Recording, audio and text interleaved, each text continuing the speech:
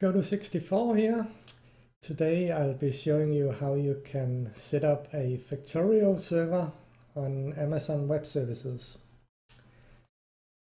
I'll assume that you have already created an account on Amazon and have logged in.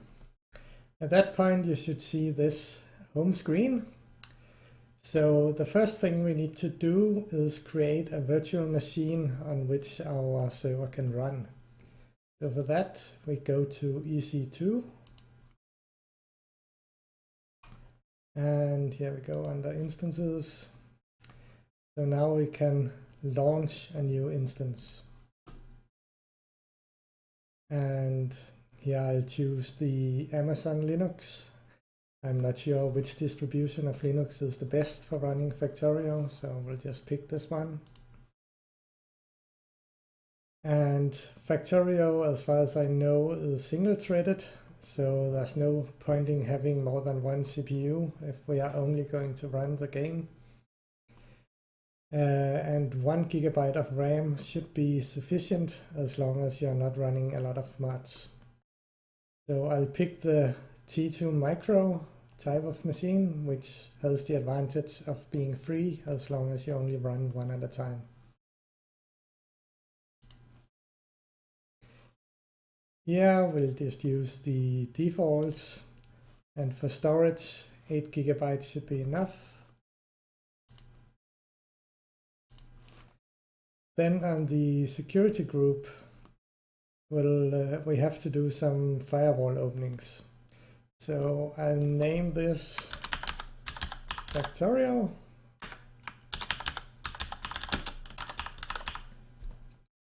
We'll keep the default setting for SSH, which we will need to access a command prompt on our machine.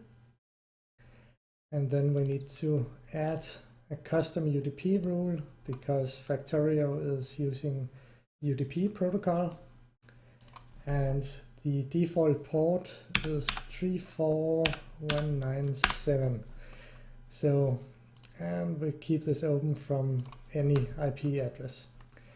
So this will make it possible for you to connect to the Factorio server through this port.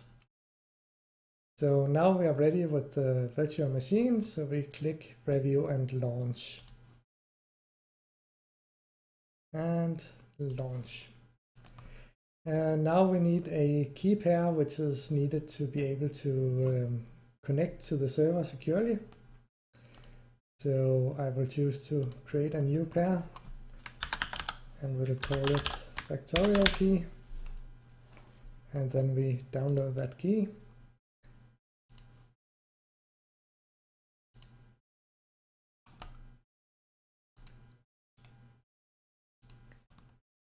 And I will copy this to a different folder.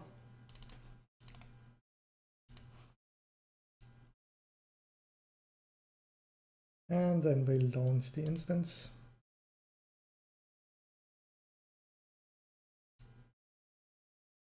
So now our virtual machine is starting up, and this will take a few minutes. A few minutes later, our machine is now ready, so we can give it a more suitable name. And now we want to connect to it through SSH, so that's why we kept that port open. So we click Connect here, and I'll use the Java client that comes with Amazon Web Services. And we need to put in the path of the key that we created.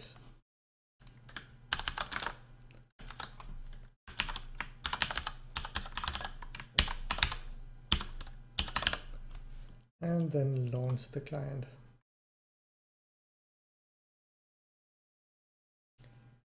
So now we have a command prompt, and we can see that there are a few packages that we can update. So for security reasons we should do that.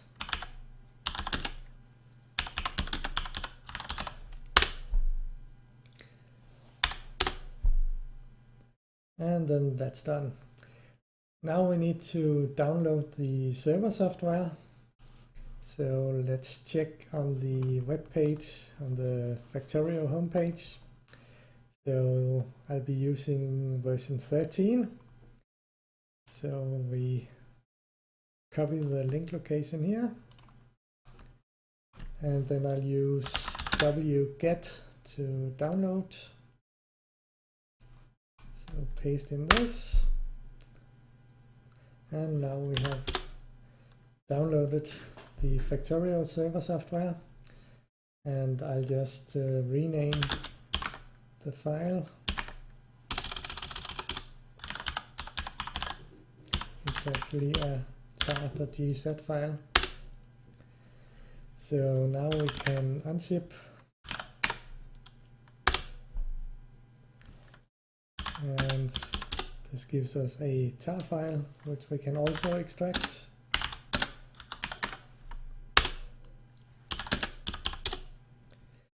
So now we can actually just delete the tar file and go to the Factorio directory.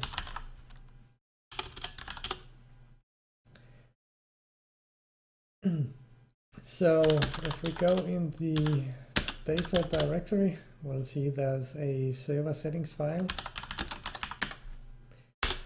which contains some defaults that we want to change. But it's a little difficult to edit when you only have a command prompt. So I will start an FTP program, WinSCP. And here we need the host name, which is this. And again, we're using port 22 because we're doing an SFTP connection, which is basically SSH. And then the username is this, EC2 user. And here we also need to use our key file. However,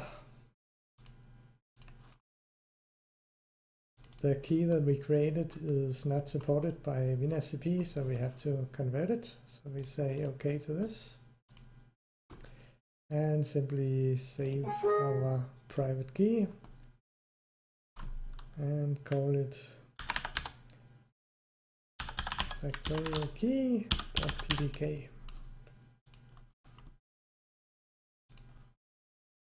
So now we can actually select the PPK version of the key and connect with FTP. So here we have our Factorio directory, and here's the settings file that we want to edit. So now we can simply edit it in Notepad. And this is the name of the server. So I will call it Hexagons.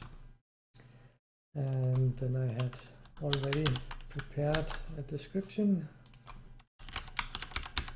So we'll paste that in. Tags, I'll just put vanilla because we're not gonna run any mods. Maximum players I'll put at 8. I'm not sure how much a server of this size can really handle, but this seems like a reasonable limit.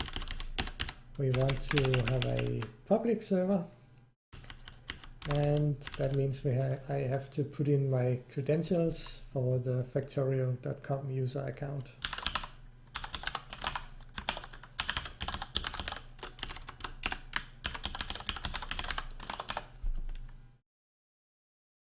And the rest will leave at the defaults.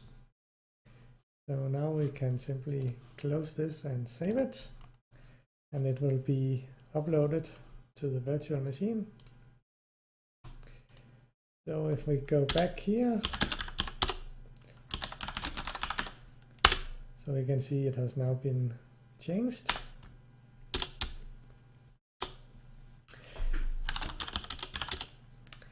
So now we're actually ready to create a game world.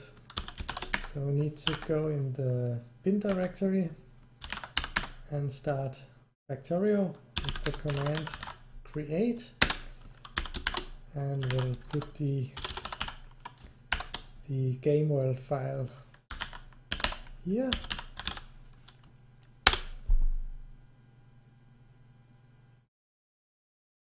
So now we have created a map. So then we just need to start the server, and I will use the screen command, which makes it easy to disconnect from the server console and later reconnect to it, because we don't want this window to stay open forever. So we are going to close that once the server is running. And screen then allows us to reconnect to it later. So again, we need to go under bin, run Factorio, but this time we do start server. And then we have to point it to the location of our game world file. And then we need server settings and point that to our settings file.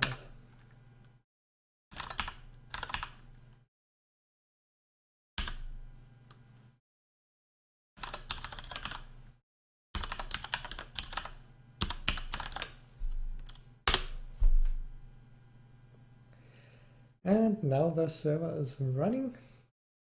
So let's see if we can actually find it in game. So I'll go start the game.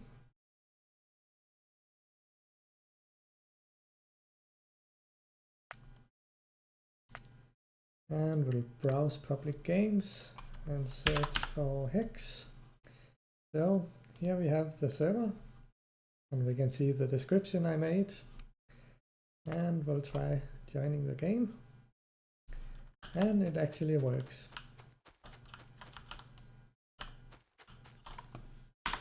So that seems to be working.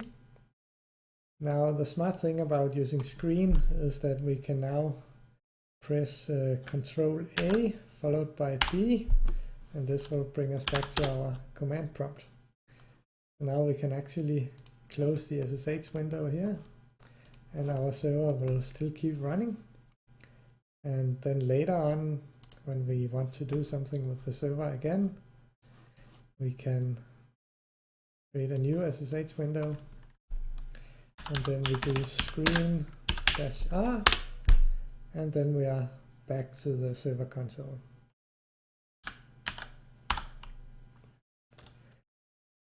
So that's basically it. I will keep the server running for at least until the end of the month. So I hope some of you will come play with me on this server. That's all for now. Thank you for watching.